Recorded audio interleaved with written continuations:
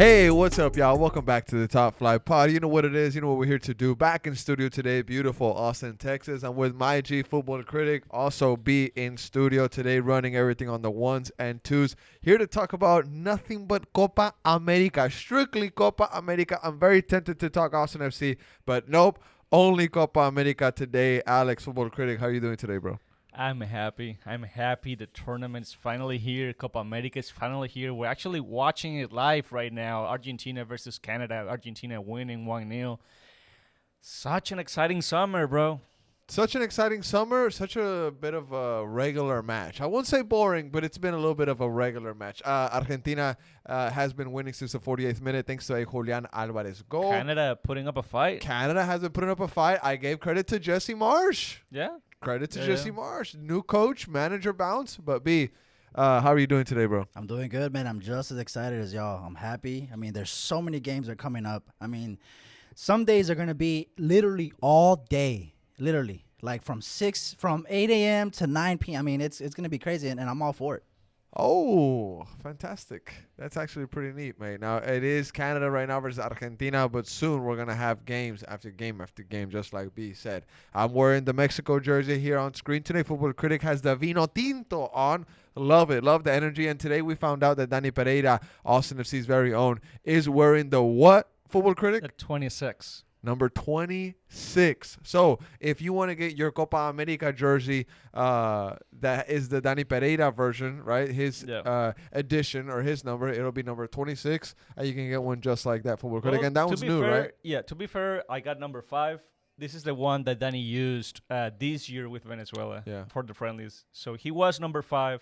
For Copa América, there are some rules that he had to switch to 26. So if you want a Copa América Danny jersey, get the 26. Now, before we get into the groups and everything, our predictions, our picks for the Copa América, I do want to send a shout out to the dispensary ATX. Everybody has heard about them, but if you haven't by now, please check them out on Instagram. You can follow them on social media. They have Austin FC merch. They have Austin FC player pins. They have a brand new jersey that they just came out. It's absolutely fantastic. As the kids say, it's lit, mate. It's heat. It's fire, bro. Honestly. And also, I don't know if the sale is carries over, but at our watch party, if you bought a jersey, you would get one of the Austin FC player pins for free. Ooh. So, yeah.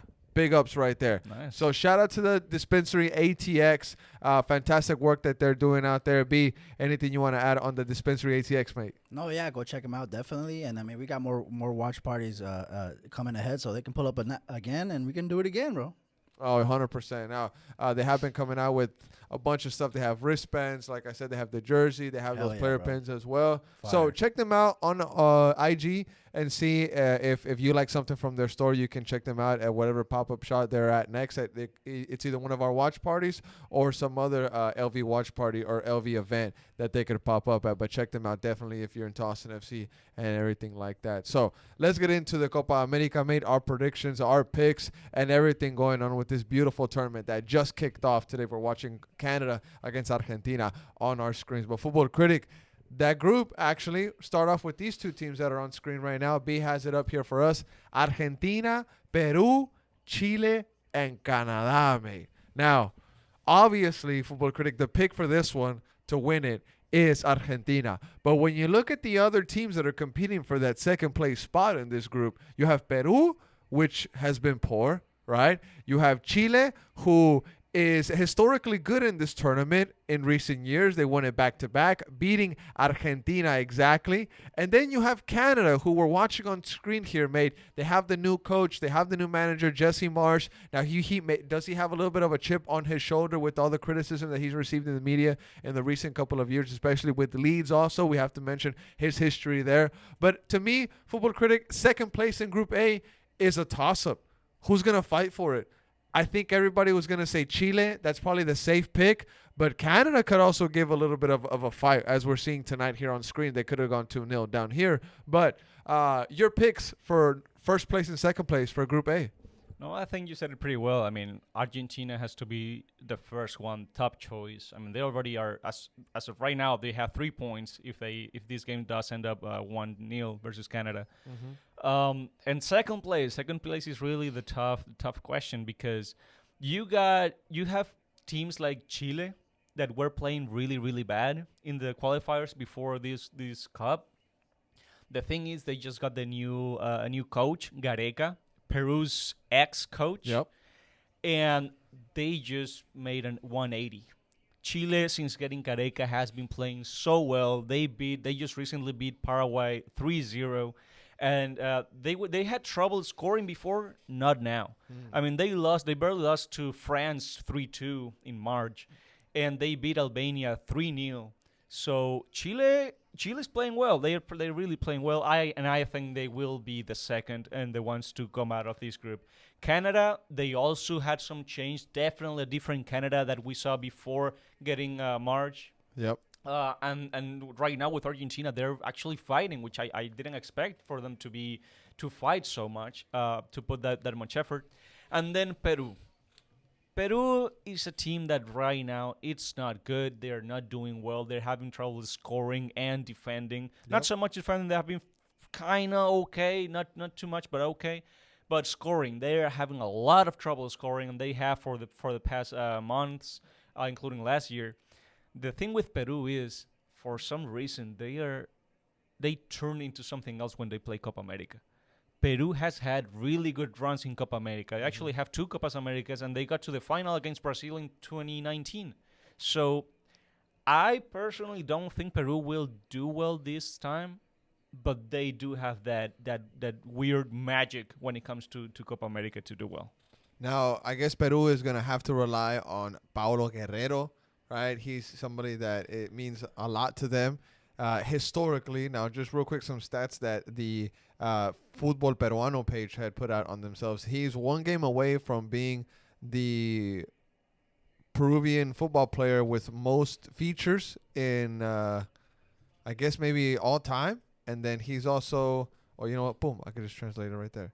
He is 1 match away from becoming the Peruvian footballer with the most disputed edition so far, which is 6 Copa Américas. He's 3 matches away from transforming into the Peruvian with the most performances in the history of the Cup, 28. And he's 1 goal away from reaching Teodoro Lolo Fernandez as Peru's top scorer in this tournament, which is 15 goals.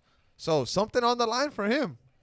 It is. Last Dance also. Last Dance, definitely. I mean, he is a historic player. He is like really an emblematic player for Peru. But he's like 40, I think. Yeah. But I also want to ask you, mate, on the Last Dance topic, how much of a Last Dance is this for Alexis Sanchez? Might be two. I think Chile had an amazing golden generation. Mm-hmm. That's the same generation that won Copa Americas back-to-back, first in 2015, and then the Centenario in 2016, that was here in the U.S. as well. The one that beat Mexico 7-0. That generation was amazing, but that generation is dying right now. Not as many players are still playing. Mm-hmm. Alexis Sanchez is one of the few that still is, and that is still good. And Chile hasn't had that much of a transition either. So I think that's why I'm so impressed with what Gareca is doing right now, because he's found a good balance that Chile didn't seem to have at all. True. So, but to me, Alexis Sanchez is definitely playing one of his last, if not his last, Copa America for Chile. Alexis Sanchez, looking at this roster for Chile, they also included Eduardo Vargas. Vargas, big name in Liga MX. I know folks that are Tigres fans will know his name 100%. But also a guy like Claudio Bravo, Barcelona fans. Yeah. Will definitely recognize his name, goalkeeper for them at one point. So it's going to be very interesting to see this Chile team. Peru also, even though, they're not coming in here with the best of form or maybe with, the best of headlines, you might say. And then Canada, it seems like a team that they're just, fighting their way and just getting as much as they can get. So I guess it's safe to say Argentina tops this group. Second place, we're going to give it to Chile. Yeah, I would give it to Chile. B, what do you think, mate? I agree, bro. Yeah. Yeah? Yeah. Alrighty. Now let's move on to Group B in the Copa América. Now, B, if you could bring that up for us, brother, on the screen. Group B, we have Mexico, Ecuador, Venezuela, la vino tinto, and none other than Jamaica. Jamaica. My G's Jamaica. They're like an episode of Love and Hip Hop these days with all the drama going on there. Yeah. But starting off with Mexico, obviously, right?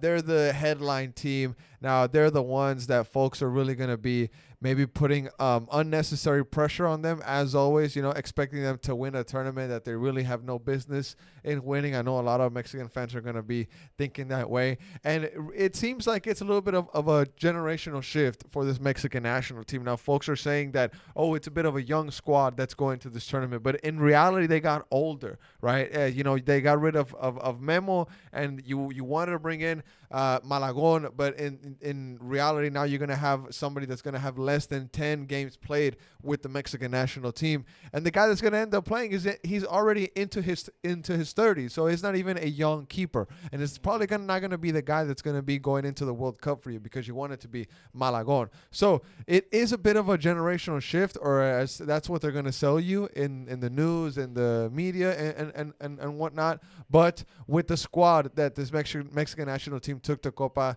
América, which we have been talking about going back and forth, mate, I'm not too confident in it, but I still think it's going to be enough to get them out this group. Now, let's go through this group, because they have Ecuador, Venezuela, and Jamaica. Now, everybody that I've been talking to, Alex, they've been writing off Venezuela like crazy. So I want you to tell us why Venezuela, and I think you're gonna agree with me. Why do you think Venezuela, along with Mexico, is going to get out of this group? Well, first I want to say I don't think Mexico can get out of that group. Oof. Okay. All right. Well, at least tell me why Venezuela is worthy enough getting out of this group. Look, the thing with Venezuela is that they do have that transition period. It's happening right now, and it's getting them results. Venezuela has their old players like Salomon Rondon, like Tomás Rincón, but Salomon Rondon is the top goal scorer in Mexico. Yep. And in CCC, terrorizing. And he's 34 years old, and of course he's old when you have to face Argentinian CBs, Brazilian CBs, Uruguayan CBs, right? Yep. That doing it in Liga MX is not the same as doing it in CONMEBOL. But he's a great player, and he's a historic player, and he has a lot of experience. If you can say anything about Rondon, if you watch Pachuca, is that he has taught that young Pachuca side how to play, how to read, how to read the game, how to be soccer smart, let's say. Yeah, because they're not teaching him anything, because they're all kids. They're all kids. Yeah. But so you got players all like him, like Rondon, that are still performing at some point, and Rincon, who played in Europe, in Italy, and Germany for so many years. He just barely came out of Europe, and he went to Brazil. Yep. So he's still a top player, and he has a lot of knowledge. And they are teaching the young Venezuelans, the new ones that are being called up, to play and how to do it. Yeah. So Venezuela, of course, they don't have the stars that Colombia has, that Uruguay has, that Brazil or Argentina had. But they are in this transition period that actually Mexico wants to have. They're learning how to play, and more than that, they are collectively, for the very first time, I think, in history maybe, they are so connected as a group. They have such chemistry. They're all friends. They all want to help each other out. They have this sense of just togetherness that they haven't had before. I want to just add something on that point that you just brought up about the togetherness. With Danny Pereira being involved with this national team now, of course, his connection with Austin FC has also kind of brought me into this journey that Venezuela is on. Copa América is huge. It is a big tournament for them, but they're aiming for that World Cup. That's what they want. So I've been listening to a lot of what their coach has been saying, Bocha, Batista. And it seems to me as if one of his objectives in this mission that he's on is to unite the fan base, the country, and the team. Yeah. He wants to really unite all those things in order to have a successful football team. And I feel like the slogan, Mano Tengo Fe, I think it was kind of an accident because it wasn't created by the national. Yeah, it was just a meme. Yeah. And it has done so much for the unification of those things that I just mentioned, the national team, the fan base, and the actual team. I'm sorry, national team, the fan base, and the country itself. So I just wanted to add that. I think that what Venezuela is doing and what they're brewing up it's going to be on display in this Copa, and a lot of folks are writing them off, mate. Yeah, no, I mean, you can see it. Like, Venezuela has been known for being a baseball country. Yeah. We never really, like, kids would play baseball when they were young. We didn't play soccer. Danny started playing baseball. Danny Pereira started playing baseball. Venezuela was very baseball-based. Yeah. The change with soccer it was just, let's say, recently. And it's right now that you're seeing teenagers like David Martinez, like Tuti Andrade, who will play in the Copa America. He's only 19 years old. And he's already shining in Brazil. Like, he's in Fortaleza, and he won the Copa do Nordeste. So these are players, that are coming out of Venezuela knowing how to play because the sport grew. And that slogan of Mano Tengo Fe, it's really unifying the whole country of Venezuela that before only thought of baseball and the soccer heads were left alone. Yeah. But now it doesn't matter if you're a soccer head or not. You are rooting for La Vino Tinto and you want to see them win. I agree, man. Now, Venezuela, I mean, I don't know if we can put them as dark horse. We are going to get to those picks here soon, but they are just a preview of what I might nominate for the dark horse. Now, they are going to be led by Salomon Rondon, Jefferson Savarino, and Jefferson Soteldo. Now, guys that are playing for Gremio, for Pachuca, Botafogo. But it doesn't stop there. I mean, this team has some ballers. They got people that are at Cadiz, Dinamo Kiev, like you mentioned, Fortaleza. There's also players that are playing in the Liga MX with Mazatlan. And shout out to El Brujo Martinez, which is a player that's at Philadelphia Union. Yeah, I mean, we got Yangel Herrera from Girona qualifying for Champions League, finishing third in La Liga. Yep. We got players from playing in Portugal. You know, another league that's pretty top. We got good players. I think we're missing those, like, and I think that's a new generation that's coming. The players that get to the top clubs, like Luis Diaz. Let's say that's what we're missing, but that's what we're building right now. Let's talk about Ecuador real quick, because they're a team that they're probably not going to get a lot of coverage in this Copa because they're not flashy, they're not too popular, although they have some wonder kids, right? They have some players that are really good that have came out of that country. Just to name just one, Moises Caicedo, everybody's going to know him as one of the high-profile signings, right? But, they're a team that a lot of people have coming in second place, maybe even winning this group over Mexico, right? I would say the most popular. Why do people have that? So the most popular, the most popular comments, let's say, I've seen is that Ecuador is topping this group, and actually I would agree with it. We just talked about Mexico and Venezuela, but I actually think Ecuador is the better team in this group. Their players are really top. They are. I mean, you got Moises Caicedo already playing at Chelsea and doing well. You got Hincapié, the CB from Leverkusen, who just won the Bundesliga. Facts. You got young player, 17-year-old Kendry Páez. Yep. Wonder kid. He was playing Independiente del Valle in Ecuador, but he was playing Libertadores, and Chelsea bought him. They're just waiting for him to turn 18 to take him to Chelsea. Yeah. Ecuador has a team. They really do. They have good players. And surprisingly, the problem with Ecuador is that their coach is not as great. Sanchez Vaz is not. It's an Spaniard that hasn't really found a way to make this team click. Yeah, they have gotten results. I mean, I'll put it this way: they're playing bad and still getting results. So imagine if they were playing good. Okay. They only lost 1-0 to Argentina too recently in this past friendly. So Ecuador to me is definitely a team that can top this group. The only problem is that because the coach doesn't seem to know what he's doing enough with this team, they're having problems scoring.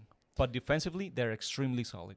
Now, Jamaica, mate. Now, the reason why I said at the beginning of the episode that it seems like they're a bit of a love and hip-hop episode nowadays is because of the drama going on with Leon Bailey. Yeah. Now, this is a guy that, he went on a podcast, and he was starting to open up about what's going on with the Jamaica national team, criticizing them, letting the world know just what's really going on behind the scenes, airing out the dirty laundry, right? Saying how they're not professional and how they communicate with players, how they treat players when they get there, all that stuff, and how they dress. That he said that they were given women's clothing in order to train and whatnot. But also, what's not being mentioned is if you go a little bit further back, apparently he did break one of the rules that the national team had in the sense that he broke curfew. Now, Jamaica, of course, if they were being unprofessional themselves, why should the players respect the rules that they have? Yeah. But just a little bit of a little bit of insight of the events that brewed to why Leon Bailey, probably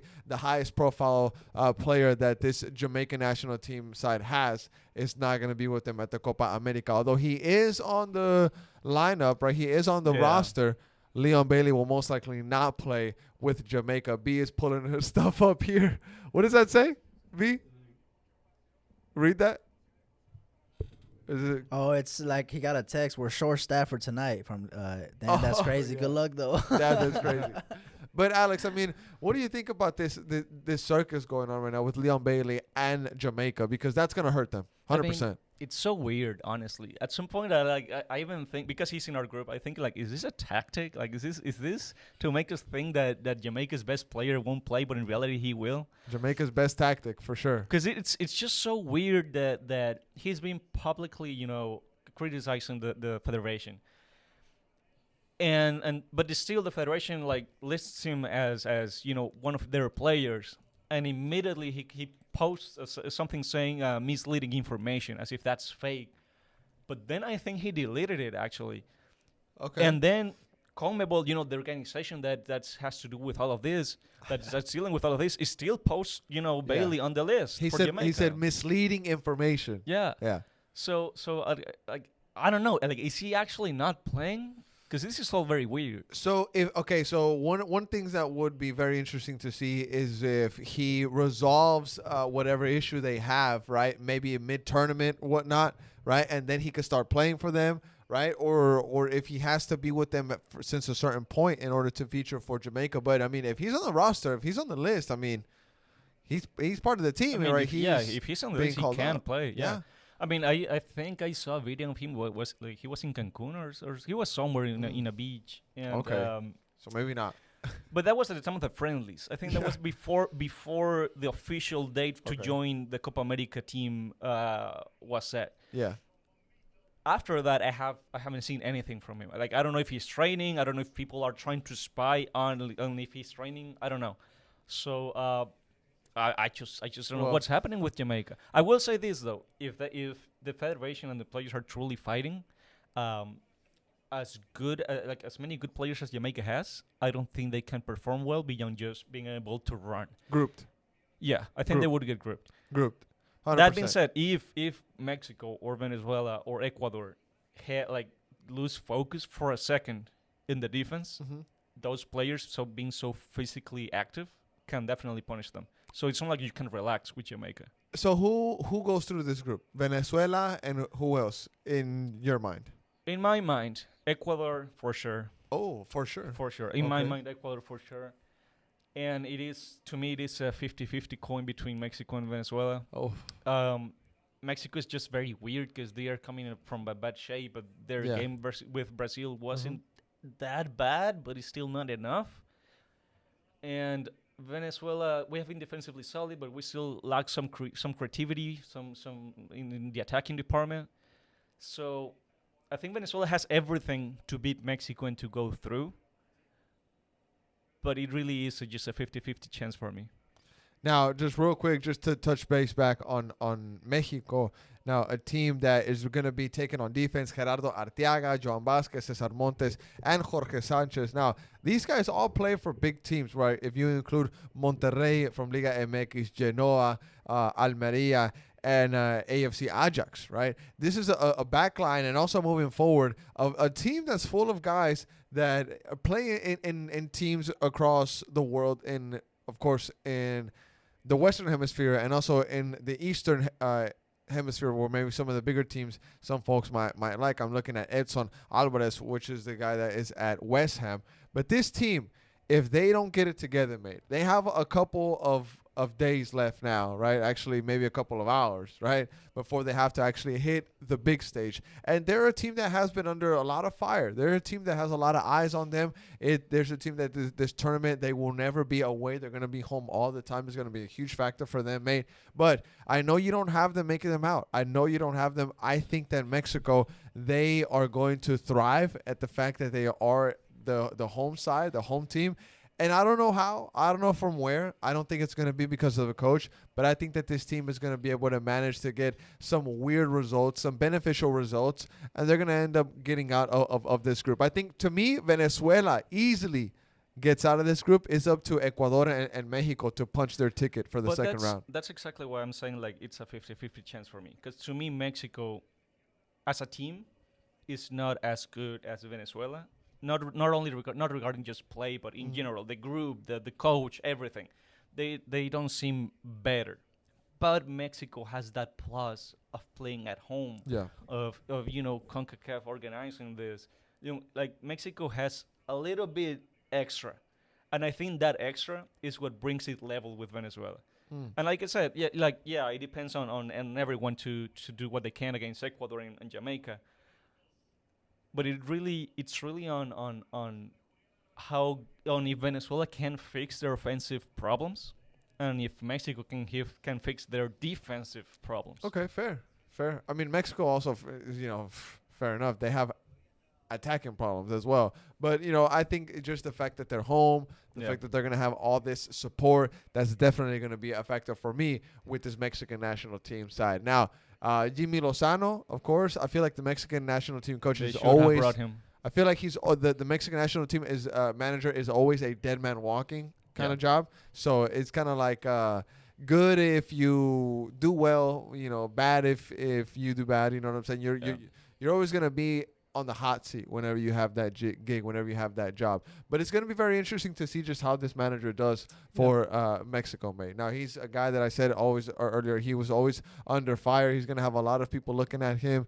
I don't know if he's going to be the guy that's going to be at the World Cup. But if Jimmy Lozano delivers a good tournament this time around, he could be looking at a World Cup feature as the Mexican national team coach with no problem. And what's interesting is that we're talking about Mexico not being that great, Venezuela in a good moment, but we don't know if they still have that extra thing to make. Oh, that's a great goal from assists, Lautaro Martinez. Two assists, of Messi. Course, that's 2-0. What a ball! So the thing with Mexico, so Venezuela, we don't know if they have enough. Mexico, whatever. The thing is, whoever goes through out of this group, first, if they go out first, whoever tops this group would have to face the second of Group A, which we would say would be Chile. Yes. And if you top Group B, you can have a good match against Chile. You really can. If you win that match, you're already in semis. So if you're in semifinals, how can you say you had a bad tournament? It's true. Just top the group, win one more match, and you're in semis. So Mexico can do it, Venezuela can do it, Ecuador can do it. Now, if you face Argentina, that's another story. Yes. Yeah, that's true. So exactly, that's kind of what the curse for this group is going to be. That no matter what you do, Argentina's possibly waiting for you. You finish first. You're just prolonging facing Argentina. Yeah, that's true. You're just prolonging facing them, and we're seeing tonight they're doing to Canada what a preview of what they might do to other countries in this tournament. Now, Messi, 2 assists, beautiful assists, and a finish from Lautaro to make it 2-0, and earlier a finish from Julian Alvarez to make it 1-0. So we have pretty much Ecuador, Venezuela, and Mexico, a toss-up to make it out of this group. So definitely. We'll leave it at that. Now, moving on to Group C, and also Jamaica, thank you for playing. Come again next time. Group C, we have USA, Uruguay, Panama, and Bolivia. Starting with Bolivia, mate, from the bottom up. Now, these are probably some guys that are looking up and they're saying, hey, you know what? We're here to just have fun at this point. Yeah. They're going to be maybe duking it out with Panama. Panama is probably one of the best Central American teams right now. Them, Costa Rica, they're going to fight for that spot. But I think as of late, it's Panama, even though themselves are not in the best of forms, you might say. But Bolivia, Panama, Uruguay, and USA, like I said, starting with Bolivia, your thoughts on them? Bolivia's just sad. And I don't say it to be mean. I say, like, Bolivia's a South American country. I want them to be good. Of course. To do good. But, man, they... Altitude merchants. Yes, altitude 100%. merchants. They don't win when they're not in their altitude. I mean, their coach is not great. Their development system is not great. I mean, the Venezuelan league is horrible. It's terrible. But we're getting players out of there, and we're getting players to good leagues, and they're developing. Bolivia, not really. They have 2 good players playing at Santos. I'll give them that. Santos, who got relegated to the second Brazilian league. But that's it. They don't have anyone else. Bolivia is stuck in this bad form, bad performance, and there's not a light at the end of the tunnel. So it's just sad for me to see Bolivia in this shape right now. Well, I mean, I can't really tell you a Bolivian player in history that I'll say, oh, he was great, he was good. So it's not a country that I look at to be great at football. Well, so I don't really fault them. I mean, they do have a Copa America. That's interesting. Yeah, Bolivia did win a Copa America, and the sad thing is that they're. What year was this? Oh, I don't know. It was way too long ago. Yeah, okay, that makes a lot of sense. Yeah, I know. But they had a striker, a really good striker. That guy was their Paulo Guerrero, was their Salomon Rondon. There's always that one guy. It was Marcelo Moreno Martins, and he just retired from the national team. He was playing in the qualifiers last year, and then he was done. He was like, I'm not doing this anymore, and he just retired. Tough. So they are coming into worse form right now.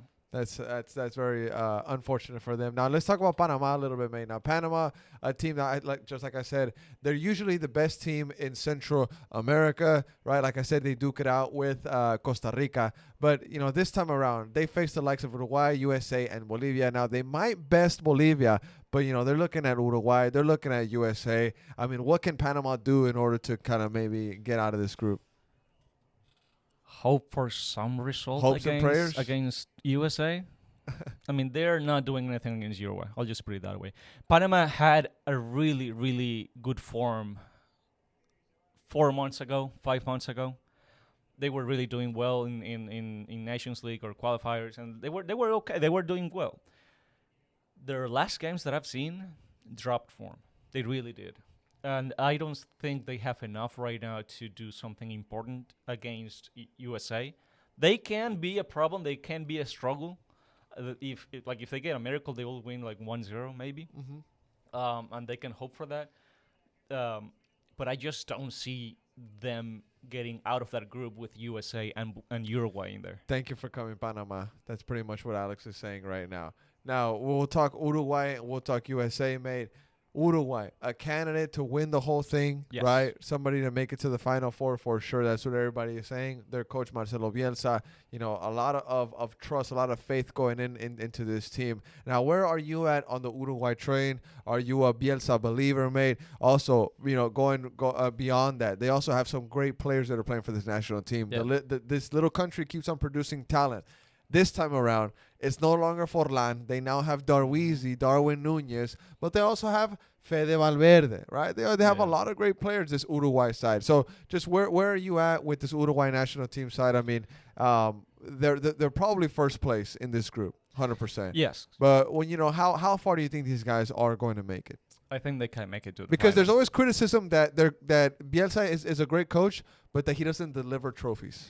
Yeah, there's always it's weird because he does manages like the team. His teams have this crazy run of form that they are scary. Like you're actually scared of playing them. But at some point, there's always one point in the last stands that they just fall through. They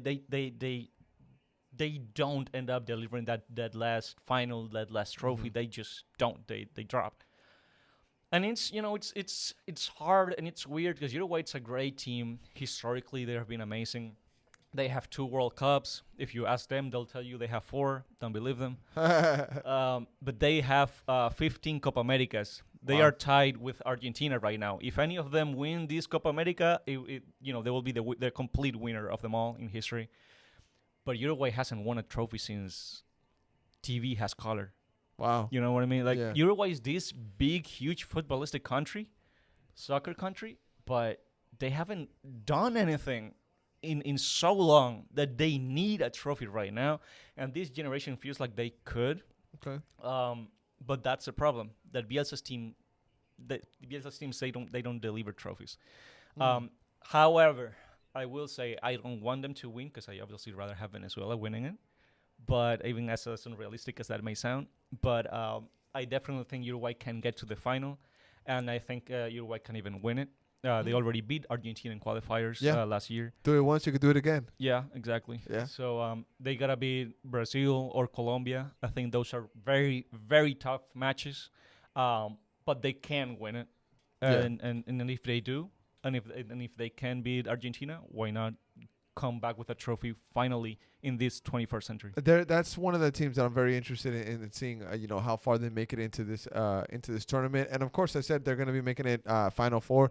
I'm going to be very interested to see if they can win the whole thing, mate. Now, talking USA, the Stars and Stripes. Now, a team that a lot of folks are going to be very interested in now. I think that the soccer in this country is growing more and more and more, and folks are interested in the national team, I guess, just a bit more every single day. I will say that. Now, talking USA, the national team roster, you're bringing everybody that you can. The best of the best. The stat recently was that for the first time in U.S. men's national team history, every single player was playing in the top 5 European club team. Now, that's a crazy stat. That's something that you think would be associated with the Mexican national team. But this time around, at this timeline, where we're at this point in time, it's a U.S. men's national team stat. But even then, you get mopped, you get slapped by Colombia 5-1, and you just get embarrassed in front of the entire world in your home turf, even though it was nothing but Colombia fans. It was probably 80-20%.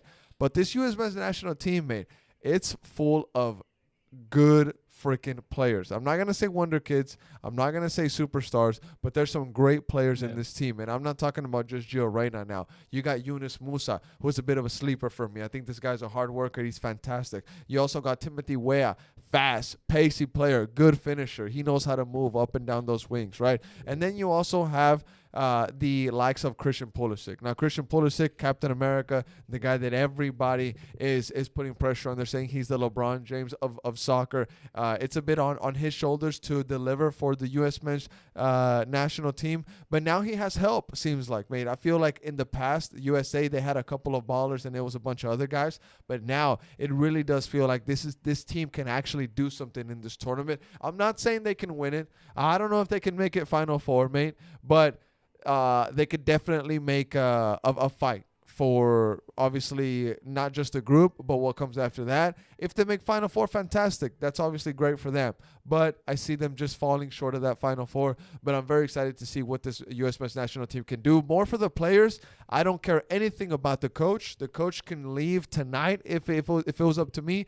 But the players are what is interesting to me. I'm no longer just looking at Christian Pulisic. Just like I mentioned earlier, I'm looking at Weston McKennie, Timothy Weah, Yunus Musa, Joe Scally. I'm looking at all these guys. Even old-ass Tim Ream. I'm looking at him too, mate. Maybe the goalkeeper position is what I'm least excited for with the U.S. men's national team. I wish Tim Howard lived forever. That would be fantastic. Yeah. But right now we're going to deal with Matt Turner. But that's my take on the U.S. men's national team. No, I mean, the U.S., it does feel like they deserve something. I don't think they don't deserve Jack. No, don't give them that. I don't mean they deserve to win the COPA América. No, I'm not saying that. No, but they deserve a good performance. They deserve a showcase of, like we are actually developing our sport type of thing. You know what I mean? So, because, the problem with the USA is that they are kind of like Ecuador in that sense that they have great players but a terrible coach. It feels like they could do so much more with a better coach. The coach is just holding them back. So, to me, that game against Colombia, I enjoyed it. I really did. I bet you did. Yeah, I did it. But I did think it was a bad day for the USA and a great game for Colombia, because Colombia did not miss a chance, and they usually do. So that was a very good day for Colombia, and the USA was the other way around. They just gave up so many opportunities that you did not see versus Brazil. Facts. A Brazil that was that was not as hard, let's say, as Colombia. But still, so the USA, I think they definitely can get out of that group. I don't think they're beating Uruguay. And when they do get out of the group, I don't think they're beating Colombia. It's all on Brazil and how they play. But I also don't think that if Brazil plays well, I don't see the USA would beat Brazil either. Now, I was very critical of the USA when they took that L against Colombia. I criticized their mentality. I criticized them after going down. They're not able to come back up. And when you mentioned that Uruguay game, the way that their schedule is set up, mate, they start off very easy and they finish hard. Mm-hmm. If you can manage your schedule right, the Uruguay game, you can look at it a different way. But I don't know if I fully trust this USA side in order to get the job done, in order to get 2 wins leading up to that Uruguay game. But if you do, that Uruguay game is going to be very interesting. It's going to be very intriguing to see what Greg Berhalter does, what this team actually does. Because the coach is one thing, the players also have to put in their part, mate. They also have to perform. That's why that Colombia lost 5-1. It's kind of a two-part story, because it has the players' fault and the coach's fault 100%. So I think if the USA can get that mentality issue right, if the coach can put the best players out there and also they do their job, they perform to their best of abilities, you can say. I'm not saying that they could beat Uruguay, but on their best day, they could shock them. They could shock them. But to me, out of this group, it's easy. USA, Uruguay. It's just a matter of who wins that last game. Yeah. That last game is going to be who decides the winner of this group. Mm-hmm. Fair? I mean, yeah. I think Uruguay, like, let's just say for the sake of it that they tie that last game and they end up that grouping the same points. Yeah. Uruguay should still be able to score more points against Panama and Bolivia than the U.S. So Uruguay would still top that group. Okay. It's hard for me to imagine in a scenario where Uruguay is not the top leader of that group. So. Okay. But yeah, those 2 for sure. Now the last group, Group D, we have Brazil, Colombia, Paraguay, and Costa Rica. Now one of the groups that is going to come through Austin, Q2 Stadium, of course. You have Brazil, Colombia, Paraguay, Costa Rica. Starting off with Brazil, mate. I mean, your thoughts on this team. Ronaldinho, famous legend, came out, criticized them, then backtracked, said it was all a promotion stunt after Rafinha flamed them with some Vinicius Jr. Text that kind of exposed them as being a little bit of a reacher, I guess you could say. But, I mean, what is Brazil going to do in this Copa, brother? I don't know. I really, really don't know. They have never been the same Brazil as in 2002 or 2006. They have good names. They obviously got Vinicius, who might win Ballon d'Or. They have Rodrigo. They have the new star coming up, Endrick. Mm-hmm. They got amazing keepers like Alisson and Ederson. Of course. They got Martinelli. Like they have a good squad, definitely a top squad, but not as good. And the thing with Brazil is that as much of a propaganda slogan was that Ronaldinho criticism, mm-hmm. I think there's a lot of truth to it, in the sense that you don't see this Brazil being hungry for winning. Brazil used to be a team that would like to win, not only win, but winning in a good way and by scoring a lot of goals. I mean, 1-0 wasn't enough. 2-0 wasn't enough. They wanted to have fun and enjoy a 3-4, 5-0, and that's what they did before.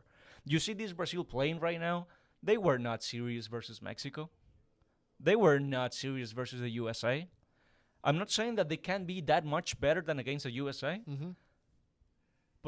But you don't see it in their eyes. You don't see it in their emotions. Vini came onto the field to dance, to enjoy himself. Show off his new dreads. Yeah, he was showing off the dress, but what does that to Brazil? Was Brazil coming in strong, or were they just like that relaxed in a friendly before the Copa America to just say, I'll have fun in this game and I'll actually be serious when the Copa starts? Can you actually do that? So Brazil, I don't think they're serious. I think they can be serious, but the mentality for me is not there. That being said, their quality and their history is so much, and it's enough to definitely get out of this group.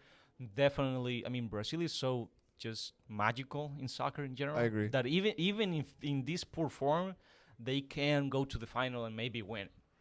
But it's definitely not a Brazil that I enjoy. Brazil leads this group?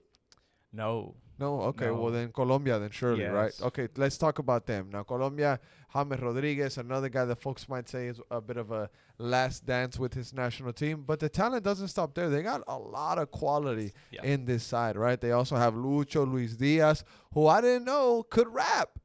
Dude could rap, mate. He was dropping some bars. But, Football Critic, tell us why you think this team is going to be leading this group.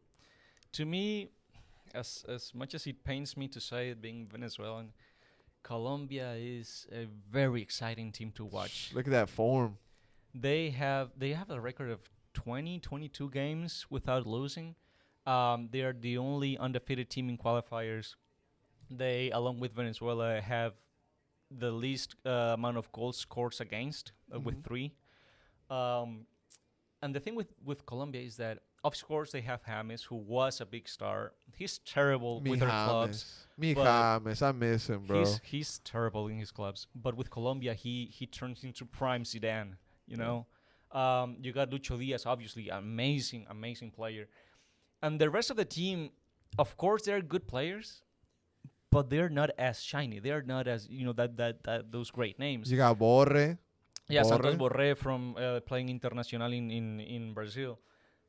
But the thing with Colombia is that if I told you that Venezuela has a great group feeling, Colombia is just out of this world. Colombia is dancing. They're enjoying.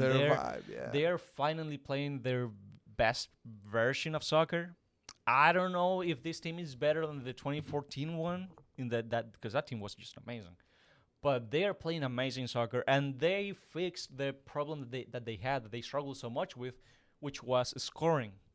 They had a lot of problems scoring, a lot of problems finishing. Lucho Diaz is an amazing player, but he's not a finisher. He can create every opportunity for you to finish, but he's not a finisher. Of course. Now they're scoring goals, and they're playing so well and together, and Nestor Lorenzo made them know each other so well that, to me, Colombia can beat Brazil. Actually, they already did. And they can keep up this good form to actually for the first time, I'm actually seeing Colombia being able to get to a Copa América final. Okay. Well, we'll see if Colombia actually gets that Copa América final. Now, Paraguay. Now, this is a team that has Miguel Almirón. Of course, he's probably the only guy that folks will even talk about when they're thinking about Paraguay and when that they come up in discussions when we're talking about footy. And other than that, mate, there really isn't anybody. It's just Miguel Almirón. Now, it can't just be him to put the ball into the back of the net. To me, he's more of a creator. He does score great goals. He did have a great, fantastic run with the ATO when he won the MLS Cup, which got him the big move to, Newcastle, where he's at right now. Yeah. So big ups to him. But other than that, Paraguay, just a team that doesn't inspire me, doesn't make me believe that they're going to make anything out of themselves in this Copa. They're just coming to participate. Shout out to my G Tucker. I know that he's going to be backing them. You know that his grandpa is from Paraguay? Yeah. Something like that? Well, I think he told me he worked in Paraguay. I don't know if he's from, but he worked there. Something like that. Yeah. Something like that. That's why Tucker is tied with Paraguay. So that's pretty interesting. But I don't see them doing anything. It's just going to be Brazil and Colombia running right in this group. But Paraguay, maybe less to talk about than this next team. But Costa Rica, somebody that is going to be very interesting to us because of none other than Julio Cascante. Now, they are a side that is kind of trying to find their rhythm, trying to find their groove, because much like Venezuela, how I said earlier, because of Julio Cascante, I'm more in tune with what's going on with that national team, with that federation, I guess you could say. Now, they're a side that, of course, is maybe missing the days of their legend, Brian Ruiz. He's no longer there. They're going to miss him 100%. But it seems like they have a lot of youngsters trying to come up. They have a lot of young players that are trying to make a name for themselves at the national team level. Right now, maybe the only leader in this team right now, for sure, is going to be Calvo. And even then, it seems like he's one of those guys that should be already on his way out or already out of this national team in this cycle that they're trying to get into. And you see a guy like Julio Cascante, get inserted into this national team, into the current games that they're, the qualifiers that they're going through right now, and he's going to be making it to Copa. He's probably going to be going to the World Cup with Costa Rica. But just your thoughts on this national team. I don't see them getting out of this group, but I see them fighting. I see them being a headache for a lot of teams in this group. What do you think? I don't know. I mean, Costa Rica is a team that they had a good run in 2014, and they kind of have been living off of that. There's, a lot of people say, "Oh, hey, watch out with Costa Rica." No, you don't see it. I mean, I've watched them because of Julio, the same, and I mean, they barely got into Copa America, with those playoffs. Yeah. And then even when we watch them play against St. Kitts and Grenada, I know they won 4-0 and 3-0. 4-0 and 3-0. Doesn't say much. Doesn't say much. And themselves, they didn't look that great. Yeah. I mean, even St. Kitts and Grenada had their chances. Yeah. So it's definitely a team that I don't expect them to do much against Brazil, Colombia, even Paraguay. I think they can do something defensively, maybe. But like, if you're just expecting a team that just wants to keep the clean sheet and just leave it like that, maybe. But I don't see them, going after the game, trying to get a goal. No, it's hard for me. When you say defensive, that's what they're most likely going to do.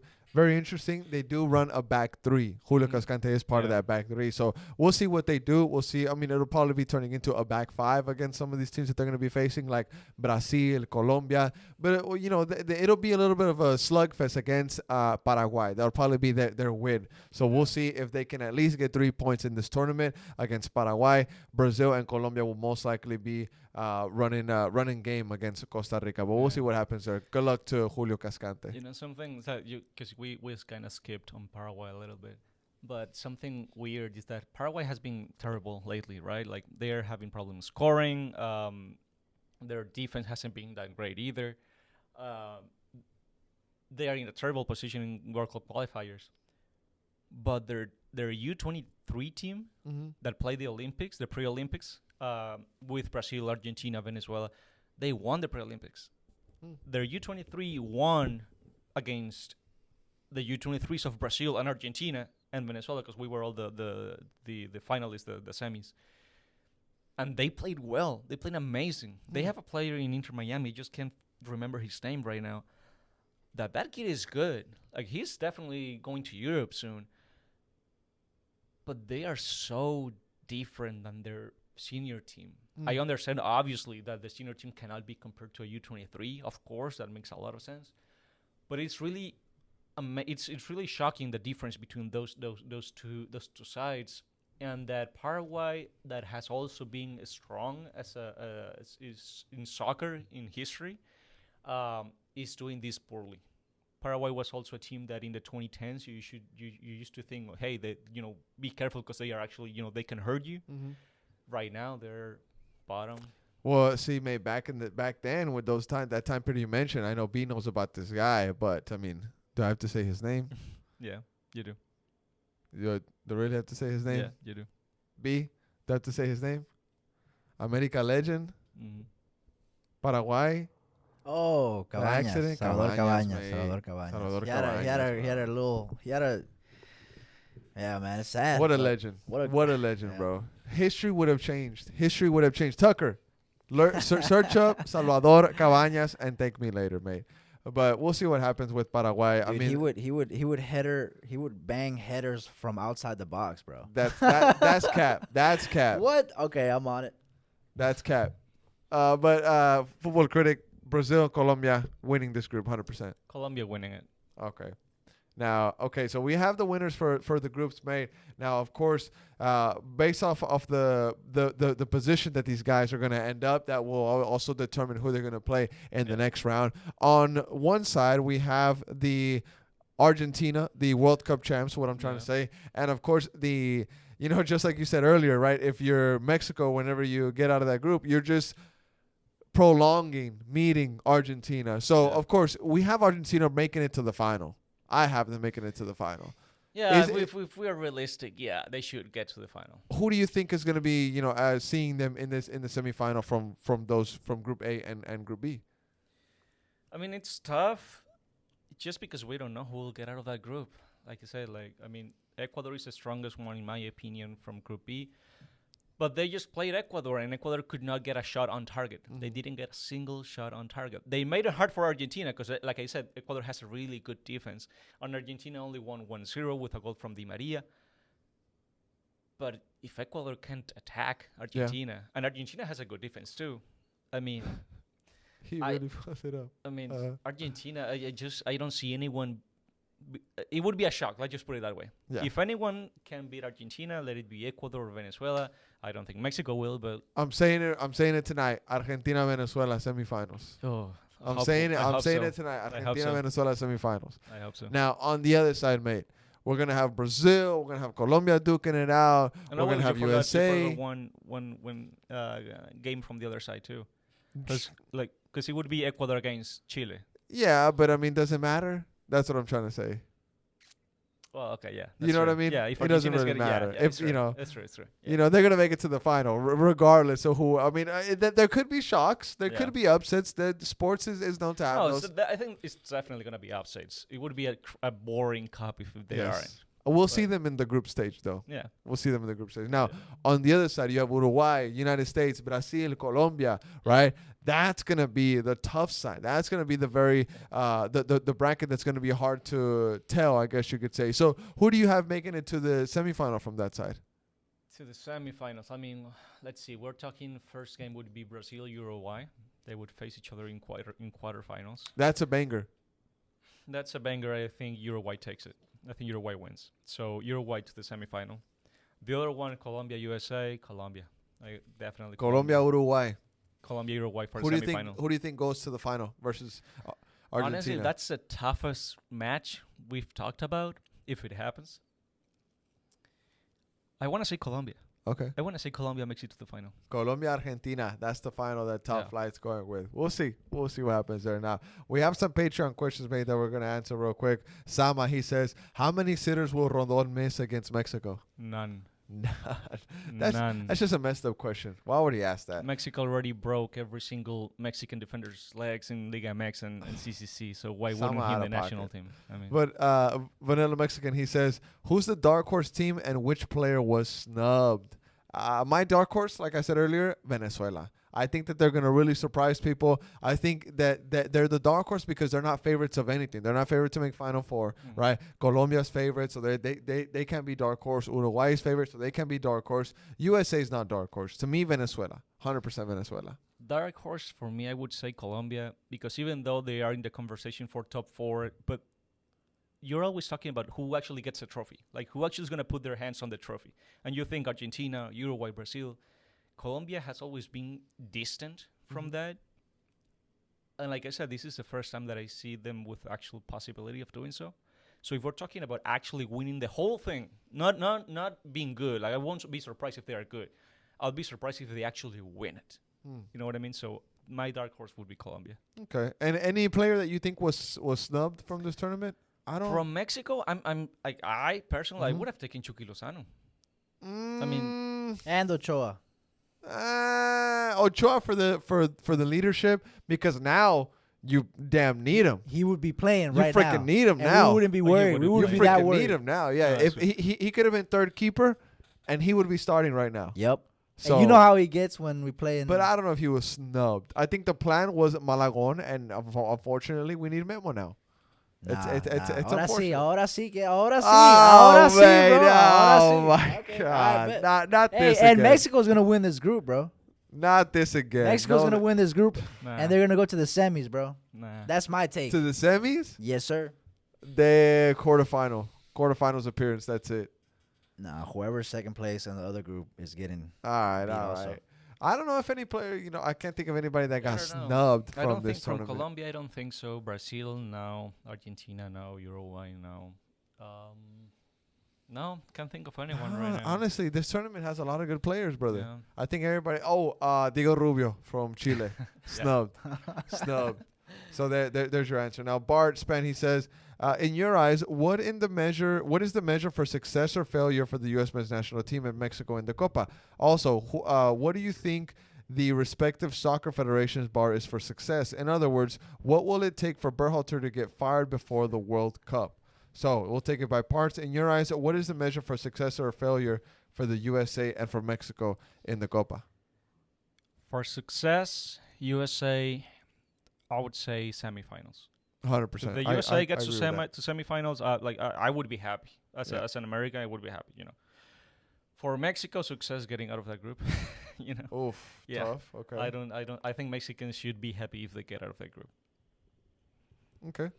B, you want to answer that one? I mean, his second one was like, what would get Berhalter fired? If USA finished last, that might do it. Oh yeah, if they don't win a single game, that will do it. Yeah. Or maybe a bad third. That might do it. That might do it right there. That might do it. I like that, B. I like that one. Let's see. And then that was it for that one. We have Ociel. He says, gotta include a Euros week 1 reaction. Me, absolute cinema.